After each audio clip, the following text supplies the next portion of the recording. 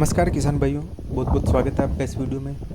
आज किसान भाइयों के लिए एक बुरी सूचना है कि राजस्थान के कई इलाकों में हल्की बारिश के साथ तेज़ हवाएं चलने के कारण गेहूं, जौ, सरसों जैसी फसलें तेज़ हवाओं के साथ हल्की बारिश के कारण पूरी तरीके से गिर गई है, ज़मीन पर गिर गई है, जिसके कारण गेहूं, जौ जैसी फसलों में काफ़ी नुकसान हुआ है।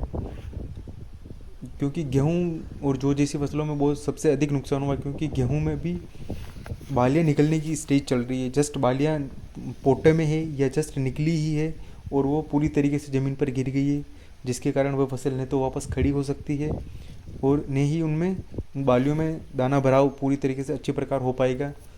इस कारण गेहूं के उत्पादन में कमी देखने को मिलेगी। और इसके साथ ही पिछले दिनों पाले पड़ने की वजह से सरसों, चना, अलसी, चिया जैसी फसलें पाले की वजह से पूरी तरीके से जलकर पूरी तरीके से नष्ट हो चुकी है। तो किसानों को इस वर्ष दोहरी मार पड़ी है। एक तो पाले की वजह से बहुत सारी फसलें जल गई और उसमें जो गेहूँ वगैरह जैसी फसलें बच गई थी वो इस बारिश की वजह से वो भी उनमें भी किसान भाइयों को नुकसान उठाना पड़ेगा। तो मेरा युवा किसान भाइयों से निवेदन है कि जो भी अपना नुकसान हुआ है उनके फ़ोटोज़ या वीडियोस बनाकर अपनी जो इंश्योरेंस कंपनियां होती है उनको भेजें और उनको सूचित करें अपने नुकसान के बारे में, क्योंकि ये कंपनियां हर वर्ष या हर सीज़न अपना प्रीमियम तो हर सीज़न काट लेती है, लेकिन जब क्लेम देने की बात आती है तब ये अपनी सारी कंपनियां अपने हाथ खड़े कर देती है। आज के समय में किसानों की स्थिति बहुत दयनीय है, क्योंकि 80% किसान है जो या तो मार्जिनल है या स्मॉल फार्मर है, मतलब छोटे किसान हैं जिनके पास या तो 5 बीघे से कम ज़मीन है या 5 से 10 बीघे के आसपास ज़मीन होती है 80% किसानों के पास। और एग्रीकल्चर सेक्टर में जो अपनी देश के काम करने योग्य 60% वर्कर है, मतलब 60% देश के काम करने योग्य मनुष्य खेती में लगे हुए हैं, वो जिनका योगदान सिर्फ देश की जीडीपी में सिर्फ 17% है। तो इतने सारे लोग खेती में लगे हुए हैं और हमारे देश की जीडीपी में बहुत कम योगदान है। इस वजह से किसानों की स्थिति बहुत दयनीय चल रही है। और इसके साथ ही प्राकृतिक आपदाओं की वजह से उत्पादन रेगुलर घटता जा रहा है, क्योंकि पिछले 4-5 सालों से हर वर्ष बेमौसम बारिश हो जाती है, जिनकी वजह से किसानों को नुकसान उठाना पड़ता है। इसके साथ ही खेती में लागत लगातार बढ़ती जा रही है। हाइब्रिड बीजों के दाम हर वर्ष प्रति वर्ष बढ़ रहे हैं। इसके साथ ही खाद भी पिछले वर्ष की तुलना इस वर्ष डीएपी में और पोटास में लगभग डबल, पूरी तरीके से डबल रेटें हो चुकी है।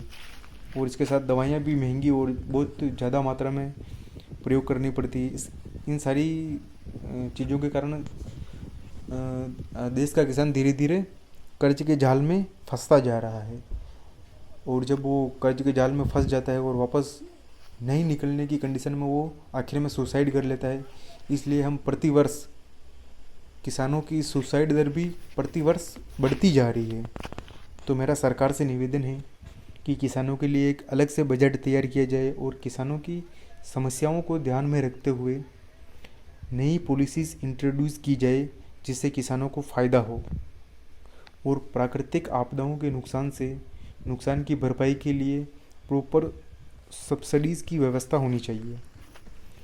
और मेरा किसान भाइयों से भी एक निवेदन है कि वो सीजनल क्रॉप के साथ साथ बागवानी और ये वेजिटेबल्स जैसी फसलों की भी प्रैक्टिस करें, क्योंकि वेजिटेबल्स एक ऐसी फसल है जिसमें हर दिन कमाई होती है लगभग।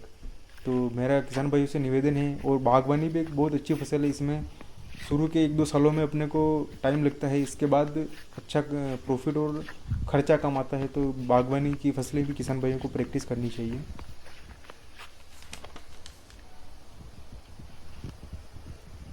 और मेरा सरकार से ये भी निवेदन है कि किसानों की